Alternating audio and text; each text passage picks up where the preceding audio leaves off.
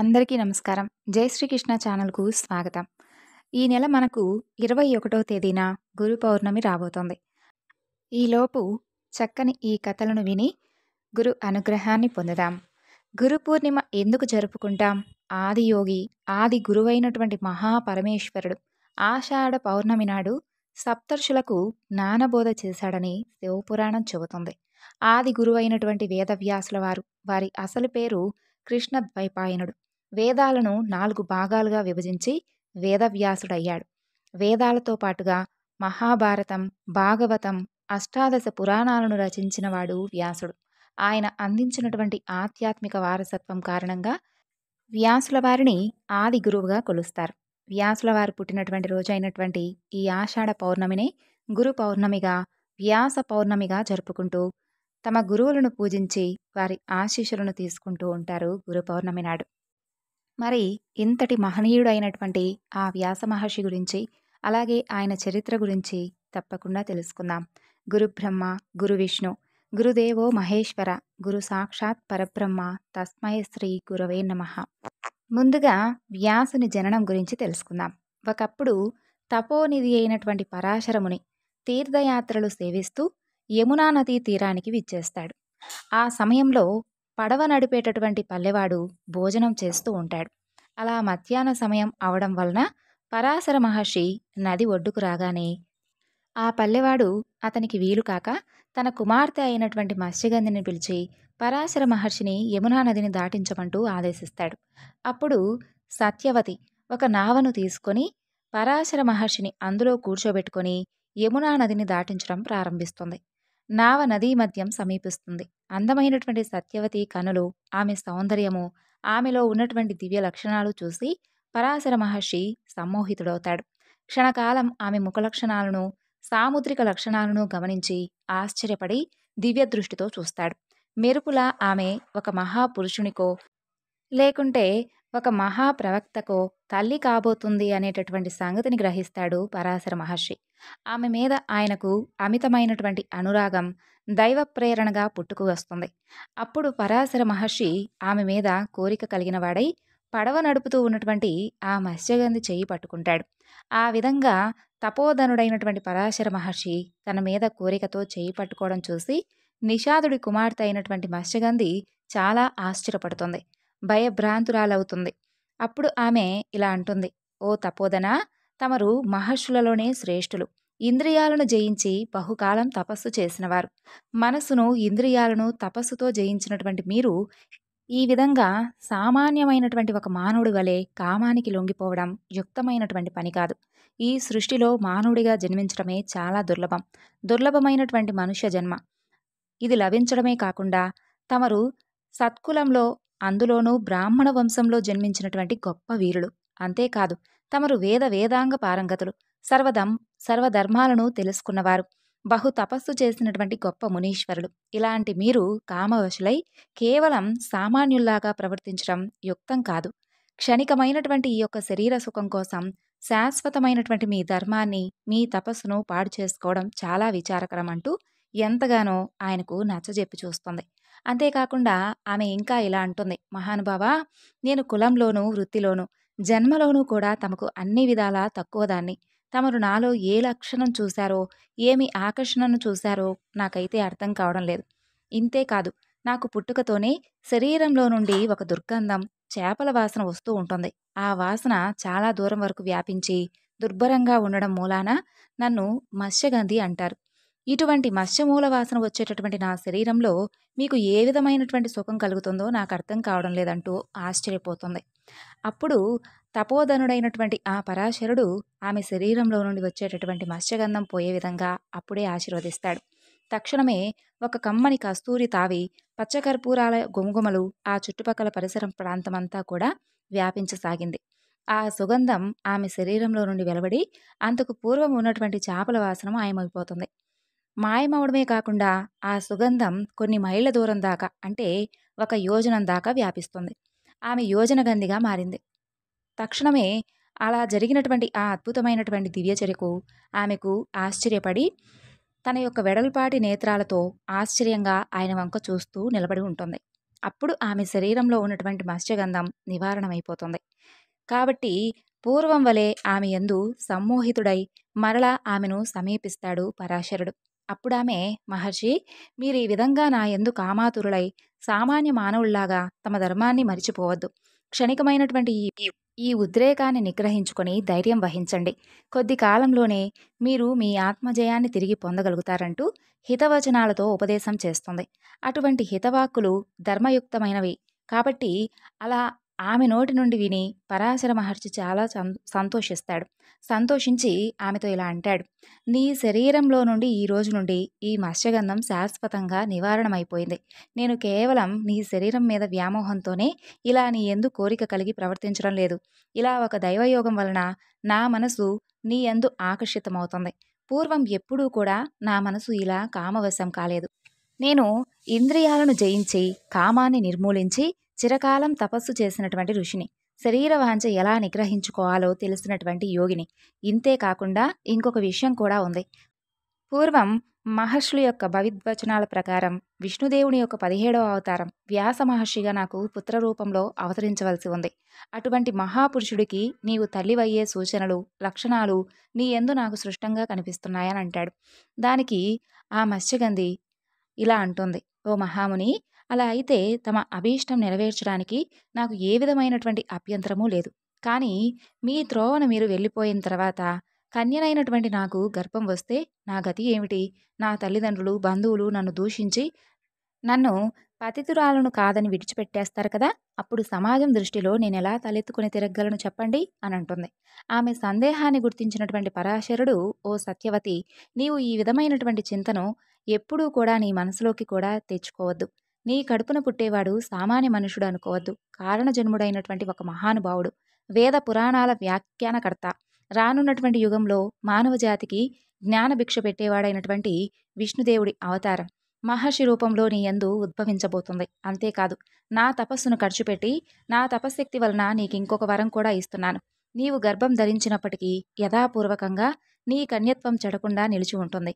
నీవు కుమారుని కన్న తర్వాత కూడా నీ కన్యత్వం నీకు తిరిగి లభ్యమై పూర్వంలాగానే నిన్ను నీ వాళ్ళు, నీ తల్లిదండ్రులు నిందించడం, దూషించడం ఇవేమీ కూడా జరగవంటూ వరమిస్తాడు. అప్పుడు ఆ మాటలకు సత్యవతి చాలా సంతోషిస్తుంది. కమ్మని తావి కలిగినటువంటి పునుగు కస్తూరి వాసనలెన్నో కూడా అలా ఆ దిక్కులు వ్యాపిస్తూ ఉండగా గుమగుమలాడుతూ అసమాన సౌందర్యంతో ఆమె నీలమైనటువంటి ఆ యమునా నది జలాల మధ్య ఇంకా ఎంతో అందంగా కనిపిస్తుంది. తనకు దగ్గరగా సమీపించినటువంటి పరాశర మహర్షితో ఆమె సిగ్గుగా ఇలా అంటుంది, మహర్షి, నదీ ఒడ్డున చాలా మంది జనం చూస్తున్నారు. ఇందరిలో అందరూ చూస్తూ ఉండగా పశువుల్లాగా మనం ఇలా దగ్గర కావడం చాలా సిగ్గుగా ఉంటుంది కదా అని ఉంటుంది. అప్పటికప్పుడే ఆ నావ యమునా నదికి మధ్య ఉన్నటువంటి ఒక ద్వీపానికి చేరుకుంటుంది. అప్పుడు ఆ లంకలో పరాశరుడు తన యొక్క తపశ్శక్తితో సూర్యరశ్మిని ఆచ్ఛాదించి ఒక దట్టమైనటువంటి పొగమంచును సృష్టిస్తాడు. ఆ పొగమంచు గాఢమైనటువంటి చీకటిలాగా ఆ లంకంతా కూడా కనిపించకుండా అంధకారంగా ఆవరిస్తుంది. అప్పుడు ఆ లంకలో సత్యవతి పరాశరుల సంయోగం జరుగుతుంది. వెంటనే ఆమెకు సద్యోగర్భం వలన కారణజన్ముడైనటువంటి వ్యాస మహర్షి ఉద్భవించడం జరుగుతుంది. సద్యోగర్భం ప్రకారం అంటే పూర్వం ఆంజనేయుడు, దత్తాత్రేయుల వారు ఏ విధంగా జన్మించారో అదేవిధంగా అప్పటికప్పుడే దత్తాత్రేయుడు, హనుమంతుడు జన్మించినట్లుగా వ్యాస మహర్షి కూడా సద్యోజాతుడై తక్షణమే తల్లి గర్భం వీడి జననాన్ని పొందుతాడు. అలా పుట్టినటువంటి ఆ వ్యాస మహర్షి మన్మధుడి వంటి సౌందర్యం కలిగి విశాలమైనటువంటి నేత్రాలతో మహాపురుషునికి ఉండేటటువంటి దివ్య లక్షణాలతో చక్కగా తేజరిల్లుతూ తల్లికి నమస్కరిస్తాడు. అసాధారుడైనటువంటి తన కుమారుని చూసి సత్యవతీదేవి ఆనందంతో పొంగిపోతుంది. వ్యాస మహర్షి, అమ్మా, అధైర్యం పడవద్దు, నేను తపస్సుకు వెళుతున్నాను. నీకే విధమైనటువంటి కష్టం కానీ అవసరం కానీ కలిగినప్పుడు నన్ను తప్పకుండా స్మరించు. తక్షణం నీ ముందు వచ్చి వాళ్తానని చెప్పి ఆయన తల్లి ఆశీస్సులను తీసుకుని తపస్సుకని బయలుదేరి వెళ్ళిపోతాడు. కృష్ణ అనే పేరు కలిగినటువంటి నల్లని నీళ్లు కలిగినటువంటి యమునా నదిలో ఉన్నటువంటి ద్వీపంలో జన్మించాడు కాబట్టి కృష్ణద్వీపంలో జన్మించడం వలన వ్యాస మహర్షికి కృష్ణద్వైపాయనుడు అనేటటువంటి పేరు, సత్యవతీదేవి కడుపున పుట్టడం మూలాన ఆయన సాత్యవతేయుడు అని, పరాశర సుతుడు కాబట్టి పారశారి అనేటటువంటి పేర్లు కూడా ఉన్నాయి. ఆయన్ను బాదరాయణుడు అని కూడా అంటారు. ఇలాగా సత్యవతి పరాశరుల యొక్క సంయోగం అయిన తర్వాత పరాశర మహర్షి వెంటనే యమునా నదిని దాటి అవతల ఒడ్డుకు వెళ్ళిపోతాడు. పూర్వం వలనే ఆయన యథాప్రకారం వైరాగ్యం తపస్సు మరలా మొదలు పెడతాడు. యమునా నదిలో స్నానం చేసి దీర్ఘకాలం గాయత్రి జప అనుష్ఠానాలతో పరిశుద్ధుడై మరలా తన యొక్క తపోవనానికి వెళ్ళిపోతాడు. సామాన్య మానవులకు కామవాసన కలిగినటువంటి సంబంధం కనుక వచ్చినట్లయితే అది విడువలేనటువంటి శాశ్వత బంధంగా వారిని కోరికల్లో బంధించి వేస్తుంది. కానీ పరాశర మహర్షికి కలిగినటువంటి ఆకర్షణ మేనక విశ్వామిత్రులకు కలిగినటువంటి ఆకర్షణ వంటిది కాదు, కేవలం దైవ ప్రేరణ. ఏం చేతనంటే ఆయన కామవాసనలను జయించినవాడు. మహర్షి సత్తముడు. ఆయనకొకసారి సాక్షాత్తు శ్రీ మహావిష్ణువు ఆయన తపస్సులో సాక్షాత్కరించి నీ కడుపున వ్యాస మహర్షిగా జన్మిస్తాను అని చాలా కాలం కిందనే చెప్పినందువలన ఆ యొక్క దైవ సంకల్పం వల్లనే వ్యాస మహర్షి అలా జన్మించవలసి వచ్చింది. ఈ కారణం చేతనే దైవయోగం వలన పరాశర మహర్షి మనసు ఆ సత్యవతి యందు లగ్నమైంది. అది కూడా చాపలవాడి కుమార్తె అయినటువంటి మత్స్యగంధితో. ఇది మీనారాశిలో జరుగుతున్నటువంటి అఖండమైనటువంటి ఒక గ్రహ సంయోగానికి మీనా కన్యలకు చిహ్నంగా రూపం ధరించింది. మీనరాశి జ్యోతిష్ శాస్త్రం ప్రకారం జలరాశి. అలాగే వ్యాస మహర్షి కూడా జలమధ్యంలో ఉన్నటువంటి లంకలోనే జన్మించాడు.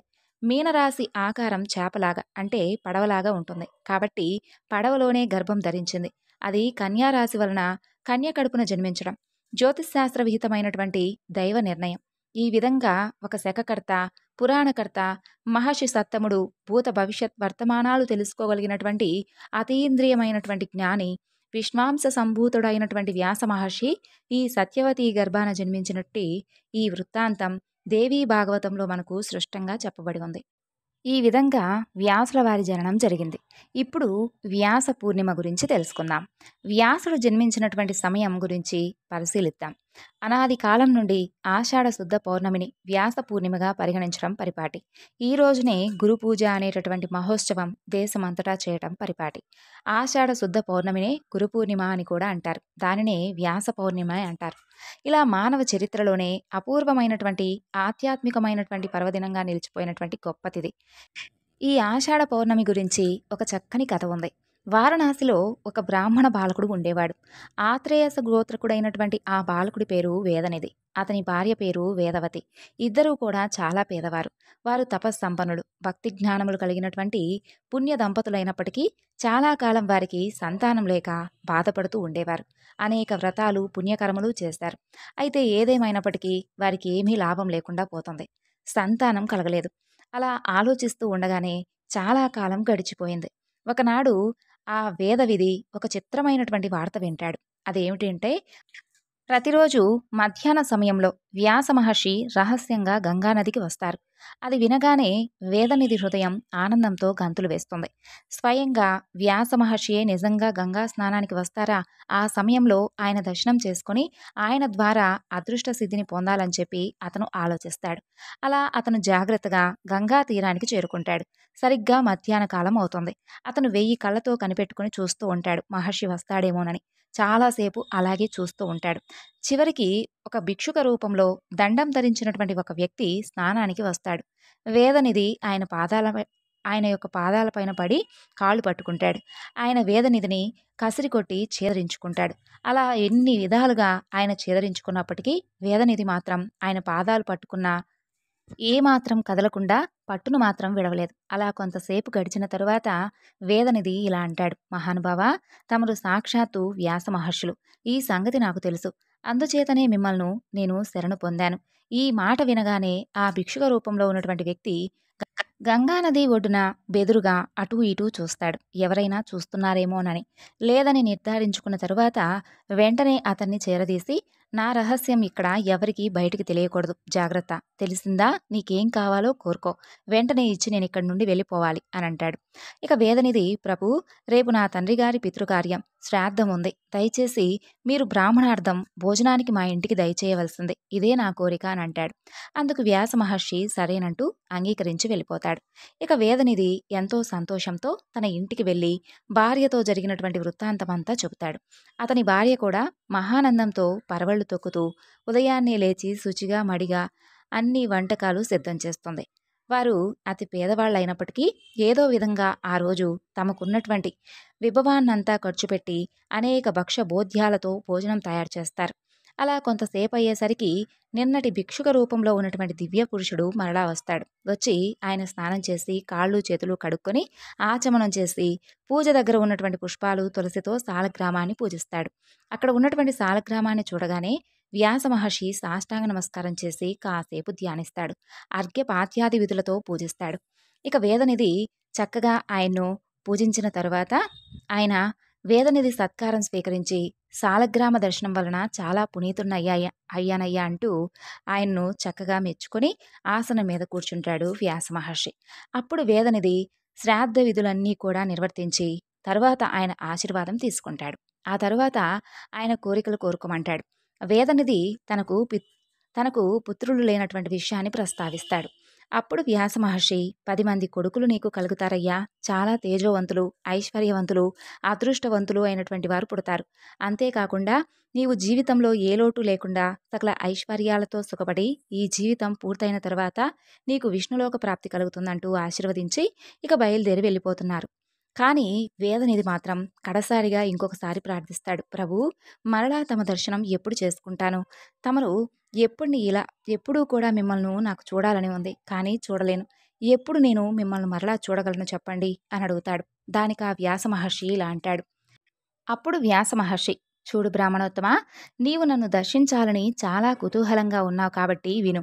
నువ్వు ఎప్పుడైనా సరే నన్ను చూడాలంటే పురాణ కథలను, వేదగాథల యొక్క రహస్యాలను వ్యాఖ్యానం చేస్తూ ఇతిహాసాల గూఢార్థాలు ఎవరైతే ఉపదేశిస్తూ ఉంటారో అతనే నా యొక్క నిజస్వరూపం అని తెలుసుకొని పురాణ కథకుడైనటువంటి అతన్ని సాక్షాత్తు వ్యాస మహర్షి మూర్తిగా భావించి పూజించవలసి ఉంటుంది. ఎందుకంటే నేనే ఈ పౌరాణికులందరిలోనూ ఉంటాను అని చెబుతాడు. ఇక ప్రాచీన కథలు, గత కల్పాలలో జరిగినటువంటి చరిత్రలు, ఆ సృష్టికి పూర్వం అనేక సృష్టిలో జరిగినటువంటి విశ్వం యొక్క పూర్వ వృత్తాంతాలు, ఇలాంటివన్నీ కూడా పురాణాలలో గూఢంగాను చక్కగా నిహితం చేయబడి ఉంటాయి. ఎవరైతే వీటిని మానవ జాతికి అంతరార్థాలతో బోధించి చెప్పాలన్నా లేదా వాళ్లకు వాళ్ళు అర్థం చేసుకోవాలన్నా దానికి తప్పకుండా వ్యాస మహర్షి అనుగ్రహం అవసరం. పురాణ కథలను ఎవరూ కూడా చెప్పాలంటే చెప్పలేరు. అంచేత వ్యాస పూజను ఆషాఢ శుద్ధ పౌర్ణమి నాడు చేసి పౌరాణికుని గౌరవించి పూజించి ధూపదీప నైవేద్యాలతో ఆయనను వ్యాస స్వరూపుడిగా భావించి పూజిస్తారు. ఇదే గురు పూజ. గురు పూర్ణిమ నాడు అంటే ఆషాఢ పూర్ణిమ నాడు మహో ఉత్సవంగా ఇప్పటికీ జరుగుతూ వస్తుంది. అప్పుడు మరలా వేదనిధి వ్యాస మహర్షిని ఇలా ప్రశ్నిస్తాడు. మహాత్మా, తమను నేను అసలు ఏ విధంగా పూజించాలి? ఏ ఏ రోజుల్లో ఏ ఏ విధంగా పూజించాలో అంతా దయచేసి వివరంగా చెప్పండి అంటూ అడుగుతాడు. అలాగే ఆ మాట అడగగానే వ్యాస మహర్షి ఇలా చెబుతాడు. ఓ భూసురోత్తమ, నేను జన్మించినటువంటి ఈ యొక్క పుణ్యతిథి రోజున ఈ పూజను శ్రద్ధాభక్తులతో చేయాలి. అది ఆషాఢ శుద్ధ పౌర్ణమి నాడు గురువారంతో కలిసి వచ్చినప్పుడు వస్త్రం, ఆభరణం, దేనుదానంతో, దక్షిణతో పరిపూర్ణమైనటువంటి అర్ఘ్యపాద్యాదులతో నా రూపాన్ని పూజించి నన్ను ధ్యానించవలసి ఉంది. ఆషాఢ శుద్ధ పౌర్ణమి నాడు ఎవరైతే ఈ విధంగా పూజిస్తారో, ధ్యానిస్తారో వారికి నా ప్రత్యక్షం అంటే నా స్వరూప సాక్షాత్కారం కలుగుతుంది. ఇందులో ఏ సందేహం లేదు అంటూ వ్యాస మహర్షి ఇప్పుడు చెప్పినటువంటి వాక్యాలే పురాణ శ్లోకాల్లోనూ ఉన్నాయి. అవే ఈనాటికి ప్రమాణంగా ఉన్నాయి. ఇప్పటికి ఎవరైనా ఆధ్యాత్మిక రహస్యాలు కానీ పరమ గురువుల యొక్క జీవితం గురించి తెలుసుకోవాలన్నా వాళ్ళ సాక్షాత్కారం పొందాలంటేనూ దానికి ఈ యొక్క ఆషాఢ శుద్ధ పౌర్ణమి చాలా ముఖ్యమైనటువంటి రోజుగా ఉంది. బౌద్ధులకు వైశాఖ పూర్ణిమ ఏ విధంగా ఉంటుందో ఈ ఆషాఢ పూర్ణిమ వ్యాస పూర్ణిమగా, గురు పూర్ణిమగా సర్వులకు కూడా అతి ముఖ్యమైనటువంటి తిథిగా నిలిచిపోయింది. ఇదే వ్యాస మహర్షి యొక్క జన్మతిథి. ఇదే గురు పూజ మహోత్సవం రోజు. ఎందుకంటే లోకములకు గురువైనటువంటి వ్యాస మహర్షిని పూజించేటటువంటి రోజు కాబట్టి ఇతరులు కూడా వ్యాస మహర్షిని తమ గురువుగా భావించి పూజించవలసినటువంటి పుణ్యతిథి ఈ ఆషాఢ శుద్ధ పౌర్ణమి.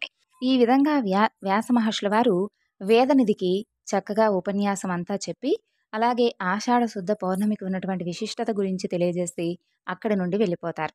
అప్పటి నుండి వేదనిధి చక్కగా భగవంతుణ్ణి సేవించుకుంటూ వ్యాస మహర్షిని ఆరాధించుకుంటూ తన జీవిత కాలం అంతా కూడా సంతోషంగా గడిపాడు. తరువాత కొన్ని సంవత్సరాల తరువాత అతనికి 10 మంది పుత్ర సంతానం కలిగారు. ఆ తరువాత అతను ఎప్పుడూ కూడా వ్యాస మహర్షుల వారిని మర్చిపోకుండా తనకు ఉన్న దాంట్లో ఆయన్ను పూజిస్తూ స్మరిస్తూ ఉన్నంతకాలం జీవితంలో సంతోషంగా గడిపి చివరికి విష్ణులోకాన్ని పొందాడు వేదనిధి. ఇదే వ్యాస పౌర్ణమి రోజు తప్పకుండా వినవలసినటువంటి కథ. ఇక ఈ గురు పౌర్ణమి రోజున గురుమూర్తి స్వరూపమైనటువంటి దత్తాత్రేయ స్వామి వారి మహత్యాన్ని చాటి చెప్పేటటువంటి ఒక చక్కని కథ గురించి తెలుసుకొని స్వామి అనుగ్రహాన్ని పొందుదాం. పూర్వం సిరోల అనే ఒక గ్రామం ఉండేది. ఆ గ్రామంలో వేదశాస్త్రపరాయణుడు, ఉదారుడు అయినటువంటి గంగాధరుడు అనే ఒక బ్రాహ్మణుడు ఉండేవాడు. అతని భార్య పేరు శాంతాదేవి, మహాపతివ్రత. ఆమెకు 5 కొడుకులు.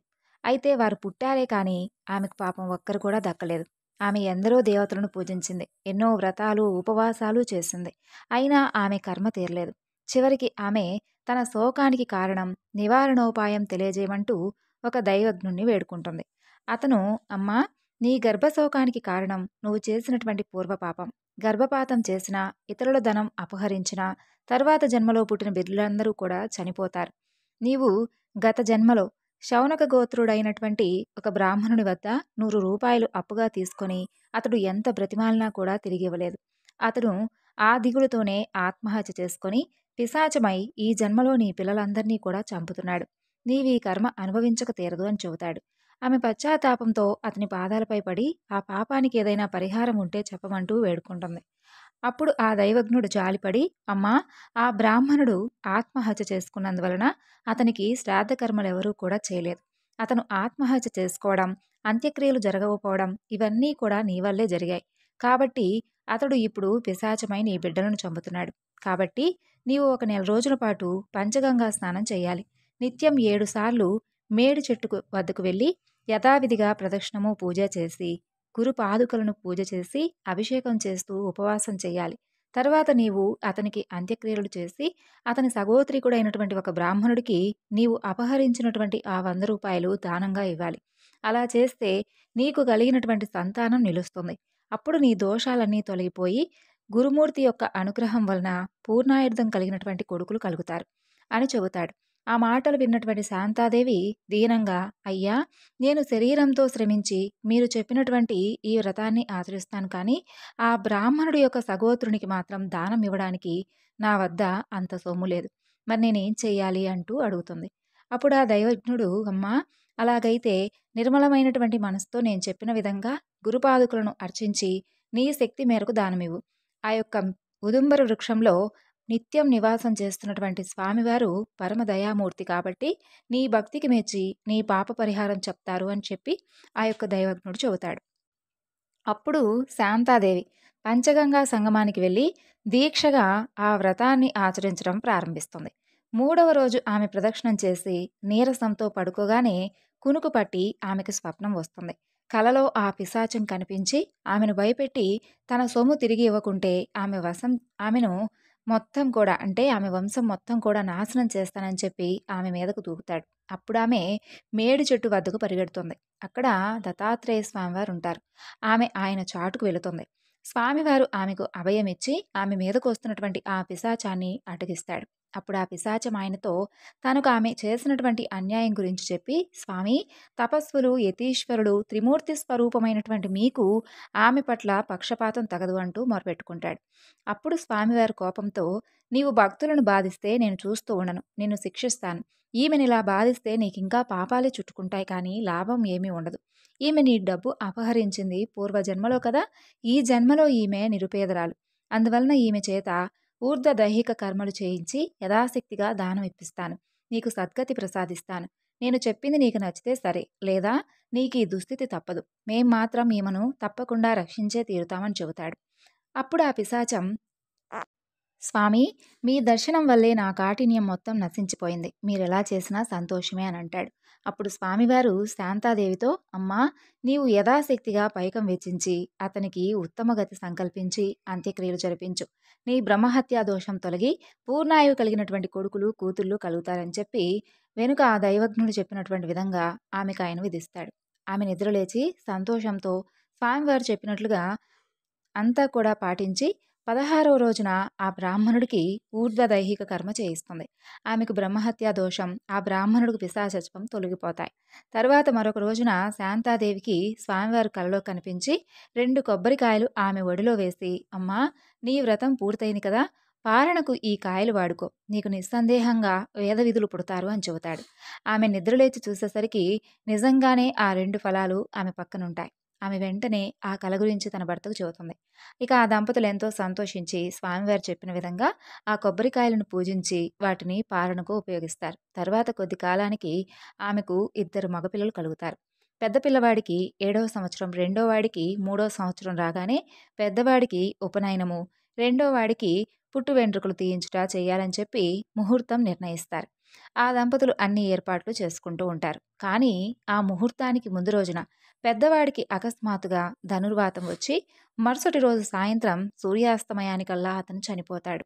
ఆ తల్లి శోకంతో తలను నేలకు కొట్టుకుంటుంది. గుండెలు బాదుకునేలా ఏడుస్తుంది. చివరకు ఆ బాధ తట్టుకోలేక స్పృహ తప్పి పడిపోతుంది. తిరిగి స్పృహ రాగానే ఆ బిడ్డను పదే పదే తలుచుకొని అతని శవంపై పడి ఇలా బాధపడుతుంది.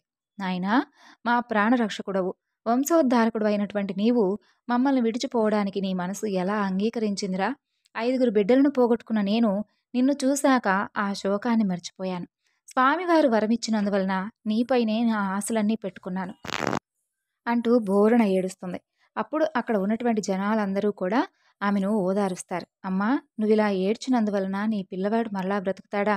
మృత్యువు దేవతలను, ఋషులను, రాక్షసులను, అవతార పురుషులను కూడా వదిలిపెట్టదు కదా! మరి మానవులమైనటువంటి మనకు ఎలా తప్పుతుంది చెప్పు? నువ్వే ఆలోచించు. ఇలా దుఃఖించవద్దు అని చెప్పి ఆమెను ఎంతగానో బ్రతిమలాడతారు.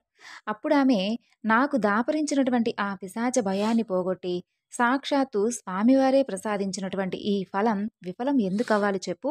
నేను కూడా ఈ బిడ్డకు తోడుగా ప్రాణమైనా విడుస్తానంటూ పట్టుదలగా బదులు చెబుతుంది. ఆమె స్వామివారిని స్మరించి, స్వామి, త్రిమూర్తి స్వరూపులమైనటువంటి మీరు సత్య సంకల్పులని నమ్ముకున్నాను. కానీ నాకు ఇదేమిటి ఈ గతి పట్టించావు? మీరు చెప్పిన విధంగా ఉదుంబర వృక్షాన్ని సేవించినందుక ఈ ఫలితం? నా విషయంలో మీరు విశ్వాసఘాతుకులయ్యారు. పిశాచ బాధ తొలగించమని మిమ్మల్ని శరణ పొందిన నాకు ఇదేమి ఫలితం? పులి నుండి పారిపోతున్నటువంటి ఆవు కసాయివాడిని శరణు పొందినట్లుగా ఉంది నా పని. తన కష్టాలు నివారించుకోవడానికి దేవాలయంలోకి ప్రవేశించినటువంటి వాడిపై ఆలయం విరిగిపడినట్లుగా అవుతుంది. మరి నాకు ఇంతగా ఆశ చూపించారు. మీరు నాకు ఈ బిడ్డను అసలు ఎందుకు ఇచ్చారు? ఎందుకు రక్షించారు? అని రాత్రంతా ఆమె పాపం తదేకంగా స్వామివారిని తలుచుకొని దుఃఖిస్తూ ఉంటుంది. మరుసటి రోజు ఉదయమే ఆ గ్రామంలోని కొంతమంది బ్రాహ్మణులు వచ్చి ఆమెతో, అమ్మా, నువ్విలా బాధపడుతూ ఉండడం వల్ల లాభం లేదు. జరగవలసింది జరగకుండా తప్పుతుందా? నీవీ మూర్ఖత్వాన్ని విడిచిపెట్టి శవాన్ని కనుక ఇస్తే అంత్యక్రియలు చేస్తాం అని చెబుతారు. కానీ ఆమె మాత్రం తన పట్టు విడవక, ఆ శవంతో పాటు నాకు కూడా అంత్యక్రియలు చేయిస్తే కానీ నేను శవాన్ని ఇవ్వనని చెప్పి ఆ శవాన్ని తన హృదయానికి గట్టిగా హత్తుకుంటుంది. ఆ బ్రాహ్మణులు ఆశ్చర్యపోయి, బిడ్డతో కలిసి అగ్ని ప్రవేశం చేయడం అనేది మేమెక్కడా కూడా కనీ విని ఎరగం, ఇదెక్కడి ధర్మం అని అనుకుంటారు. ఆమె మాత్రం మధ్యాహ్న సమయం దాటిపోతున్నా శవాన్ని మాత్రం వారికి అప్పగించలేదు. చివరికి ఆమె స్వామివారి మీద నిష్ఠూరమాడుతూ తాను ఆ బిడ్డతో సహా ప్రాణత్యాగం చేస్తానని చెప్పి ఆ శవాన్ని తీసుకొని నది ఒడ్డుకు చేరుకుంటుంది. ఆమెతో పాటు జనాలందరూ కూడా వెళ్తారు. అంతలో ఒక బ్రహ్మచారి ఆమె వద్దకు వచ్చి తత్వం ఉపదేశిస్తాడు. అతను ఎవరో కాదు, త్రిమూర్తి స్వరూపం, భక్తవత్సలుడు అయినటువంటి దత్తాత్రేయ స్వామి. ఆ విధంగా పుత్రశోకంతో కినురాలై నదీ తీరానికి వెళుతున్నటువంటి శాంతాదేవిని సమీపించి ఆ బ్రహ్మచారి ఇలా అంటాడు, అమ్మా, నీవు మూర్ఖంగా దుఃఖించవద్దు. ఈ జనన మరణ చక్రంలో శరీరాలు నీటి బుడకల్లాగా పుట్టి నశిస్తూ ఉండడం సహజం. కర్మానుసారం పంచభూతాల కలయిక వలన శరీరం ఏర్పడి కర్మ తీరిపోగానే పంచభూతాలు విడిపోవడం వల్ల ఈ శరీరం నశిస్తుంది. మాయకు వసులైనటువంటి మానవులు తమ దేహమే తామన్నటువంటి భ్రాంతిని పొంది బిడ్డ, భార్య, మిత్రుడు అనే మమకారం పెంచుకుంటారు. వారు సత్వగుణం వలన దేవత్వాన్ని, రజోగుణం వలన మానవత్వాన్ని, తమో గుణం వలన అధోగతిని పొంది కర్మ ఫలితాన్ని అనుభవిస్తారు. ఈ సృష్టిలో ఇది ఎవరికైనా తప్పదు. అది తెలిసినటువంటి జ్ఞానులు పుట్టుక వలన సంతోషాన్ని కానీ, మరణం వలన దుఃఖం కానీ పొందరు. వారి వారి కర్మలను అనుసరించి కొందరు బాల్యంలో మరణిస్తారు. నిజానికి శరీరం రక్తం, మాంసం మొదలైనటువంటి ధాతువులతో నిండి మలినమై ఉంటుంది. బుద్ధిమంతులు ఇలాంటి శరీరాన్ని ప్రతినిత్యము కూడా ప్రియము అని భావిస్తారు. ఎన్నెన్ని జన్మల్లో ఎవరెవరికి తల్లులో, బిడ్డలో, భర్తలో ఎవరికెవరు? ఇతను నీ బిడ్డడన్న భ్రాంతితో నువ్వు ఇలా బాధపడుతున్నావు. ఆ మమకారాన్ని ఒక్కసారి విడిచి శాస్త్ర విధిని అనుసరించి అంత్యక్రియల కోసం వారికి శవాన్ని అప్పగించు అని చెబుతాడు ఆ బ్రహ్మచారి. ఆ మాటలు విన్నటువంటి శాంతాదేవి అయ్యా, మీరు కరుణతో ఉపదేశించింది ధర్మమే, నేను ఒప్పుకుంటాను. అది నా మనసులో కొంచెం కూడా నిలవడం లేదు. జనన మరణాలకు మూలం కర్మే అయితే భగవంతుడి సేవ వలన నశిస్తుందని పెద్దలెలా చెబుతారు? నాకు పూర్వకర్మ దోషముందని చెప్పి తెలిసే స్వామిని సేవించుకున్నాను. స్వామి నాకు అభయమిచ్చి వరమిచ్చాడు. ఇప్పుడు మరి నన్నెందుకిలా ఉపేక్షించాడు? రోగులు వైద్యుడిచ్చే మందుతో జబ్బులను తగ్గించుకుంటారు కదా! పేదవారు శ్రీమంతులిచ్చేటటువంటి ధనంతో కష్టం తొలగించుకుంటారు. అలాగే స్వామిని సేవించి ఆయనిచ్చినటువంటి అభయాన్ని నమ్ముకోవడం నా మూర్ఖత్వమా? ఈ నా బిడ్డ శతాయుష్మంతుడవుతాడని చెప్పి ఆయనే కదా వరమిచ్చాడు. మరి నాకు దాపురించినటువంటి పిశాచ భయాన్ని కూడా పోగొట్టి సాక్షాత్తు ఆ భగవంతుడే ప్రసాదించినటువంటి ఈ ఫలం ఎందుకు విఫలమవ్వాలి? ఆయన యొక్క ఈ కీర్తి నలుదిశలా వ్యాపించడానికైనా నా దేహాన్ని కూడా ఆయనకే సమర్పిస్తాను అంటుంది. అప్పుడు ఆ బ్రహ్మచారి, అమ్మా, అలా అయితే ఇక్కడ దుఃఖించి ఏం ప్రయోజనం? నీకెక్కడ వరం లభించింది? అక్కడికే ఈ శవాన్ని తీసుకెళ్ళడుగు అంటూ ఉపాయం చెబుతాడు. ఆ తల్లి అందుకు అంగీకరించి శవాన్ని తన కడుపుకు కట్టుకుని పంచగంగా సంగమంలో ఉన్నటువంటి స్వామివారు అధివసించినటువంటి ఉదంబర వృక్షం వద్దకు వెళ్తుంది. అక్కడ ఆమె పట్టరానటువంటి కోపంతో అక్కడ పాదుకలకు తన తలను కొట్టుకుంటూ ఉంటే రక్తం కారి పాదుకలు తడుస్తాయి. సాయంత్రం అయ్యేసరికి బ్రాహ్మణులు వచ్చి ఆమెతో, నువ్వు దుఃఖం అణుచుకొని కర్తవ్యం గురించి ఆలోచించు. కాసేపట్లో సూర్యుడు అస్తమించబోతున్నాడు. అంత్యక్రియలు పూర్తి చేయాలి. శవం ఇంకా వాసన కూడా వస్తుంది. కాబట్టి దాన్ని మాకు అప్పగించు.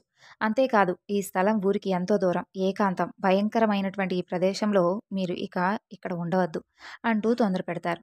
కానీ ఆమె అదేమీ పట్టించుకోకుండా శవాన్ని మరింత గట్టిగా పట్టుకుని పాదుకలకు తన తల కొట్టుకుంటూనే ఉంటుంది. ఆ బ్రాహ్మణులు వేరే దారి లేక, ఇక చీకటి పడుతుంది, ఇక్కడ దొంగల భయం ఉంది, మనం ఇప్పుడు ఇళ్ళకి వెళ్ళిపోయి రాత్రి ఉపవాసం ఉండి తెల్లవారిన తర్వాత శవ సంస్కారం చేద్దామని చెప్పి ఆ శవం దుర్వాసన కొట్టినప్పుడైనా ఆమె మనకు సంస్కారానికి అప్పగిస్తుందిలే అని చెప్పి అనుకుని వారి వారి ఇళ్ళకి వెళ్ళిపోతారు. ఇక గంగాధరుడు, శాంతాదేవి మాత్రం ఆ శవంతో పాటు స్వామివారి సన్నిధిలో ఆ రాత్రి అలాగే ఉండిపోతారు. పిల్లవాడు చనిపోకముందు 3 రోజులు, తరువాత 2 రోజులుగా నిద్రాహారాలు లేక ఏడ్చి ఏడ్చి సోలిపోయినటువంటి ఆమెకు ఆ రోజు తెల్లవారుజామున కునుకు పడుతుంది. అప్పుడు ఆమెకు స్వప్నంలో స్వామివారు దర్శనమిస్తారు. ఆయన విభూది, జడలు, పులితోలు, రుద్రాక్షమాలలు ధరించుంటాడు. చేతిలో దండము, మరో చేతిలో త్రిశూలము ధరించుంటాడు. ఆయన బయట నుండి వీరున్నటువంటి ఆ ఉదంబర వృక్షం వద్దకు వచ్చి ఆమెతో, అమ్మా, ఎందుకు నాపై నిష్ఠూరాలాడుతున్నావు? నీ బిడ్డకి ఏమైంది?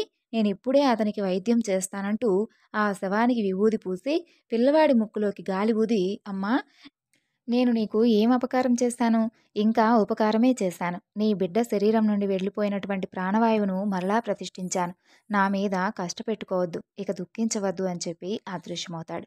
శాంతాదేవి ఒక్కసారిగా తుల్లిపడి నిద్రలేస్తుంది. కానీ ఇదంతా నా పుత్ర వ్యామోహం వల్ల వచ్చినటువంటి కలే కానీ చనిపోయిన వాడు బ్రతుకుతాడా? నా యొక్క ప్రారంధం ఇలా ఉంటే స్వామివారు మాత్రం ఏం చేస్తాడులే అని అనుకుంటుంది. అంతలో పక్కన ఉన్నటువంటి శవం కదులుతుంది. ఆమె తాకి చూస్తే వెచ్చగా ఉంటుంది. అంతలో ఆమెకు ఆ శరీరంలో ఏదైనా భూతం ఏమైనా ఆవేశించిందా అని చెప్పి అనిపించి భయమేసి కాస్త దూరంగా వెళుతోంది. కానీ ఆ పిల్లవాడు లేచి కూర్చుని, అమ్మా, ఆకలి వేస్తుంది, అన్నం పెట్టంటూ ఏడుస్తూ ఆమె వద్దకు వస్తాడు. ఆమెకప్పుడు అద్భుతంగా ఒక్కసారిగా స్తన్యం వస్తుంది. ఆమె బిడ్డకు పాలిచ్చి భర్తను నిద్రలేపి జరిగిందంతా వివరిస్తుంది. అప్పుడు ఆ దంపతులు భక్తితో ఆ యొక్క ఉదంబర వృక్షానికి ప్రదక్షిణలు, సాష్టాంగ నమస్కారము చేసి స్వామివారిని ఇలా స్తుతిస్తారు. గురుమూర్తి, జయము జయము, సాక్షాత్తు త్రిమూర్తి స్వరూపులైనటువంటి దత్తాత్రేయ, మీరు భక్తులపై వాత్సల్యంతో మానవ రూపాన్ని ధరించారు. వారి హితం కోరి నిరంతరం వారిని కనిపెట్టి కాపాడి తరింపచేయడానికే ఈ క్షేత్రంలో వెలిశారు. భక్తుల తాపాలను హరించేటటువంటి మీ మహత్యాన్ని వర్ణించడం ఎవరి తరం కాదు. తల్లి వలె మీరు మా తప్పులను క్షమించి కృపచూప మిమ్మల్ని శరణు వేడుతున్నాం అంటూ తరువాత వారు పిల్లవాడితో సహా వెళ్ళి సంగమానికి వెళ్ళి స్నానం చేసి ఆ నీటితో గురుపాదుకలు కడిగి శుభ్రం చేసి ఉదంబర వృక్షాన్ని, పాదుకలను అభిషేకించి పూజించారు. అంతలో సూర్యోదయం అవుతుంది. శవదహనం కోసమని చెప్పి ఆ గ్రామం నుండి వచ్చినటువంటి బ్రాహ్మణుడు ఆ బాలుడు బ్రతికి ఉండడం చూసి ఆశ్చర్యపడి స్వామివారి యొక్క మహిమ గురించి కొనియాడారు. ఆ దంపతులు ఆనందంతో బ్రాహ్మణులందరికీ కూడా భోజనం పెట్టారు. తర్వాత ఆ పిల్లవాడు విద్యా వినయ సంపన్నుడు, దీర్ఘాయువు, భాగ్యవంతుడు అవుతాడు. కాబట్టి స్వామివారి యొక్క మహత్యం గురించి తెలియజేయడం నిజంగా ఒక అదృష్టం, వినడం కూడా ఒక అదృష్టమే. ఇలా స్వామివారి లీలల గురించి చెప్పుకుంటూ పోతే చాలా ఉన్నాయి. ప్రతి ఒక్కరికి కూడా ఈ గురు పౌర్ణమి నాడు గురుమూర్తి స్వరూపమైనటువంటి ఆ దత్తాత్రేయ స్వామివారి యొక్క అనుగ్రహం ప్రతి ఒక్కరికి ఉండాలని మనస్ఫూర్తిగా ఆ స్వామిని వేడుకుంటూ ఈరోజు ఈ వివరణను ఇంతటితో ముగిస్తున్నాను. మరొక చక్కని వివరణతో మరలా కలుసుకుందాం. అంతవరకు నమస్కారం. జై శ్రీకృష్ణ.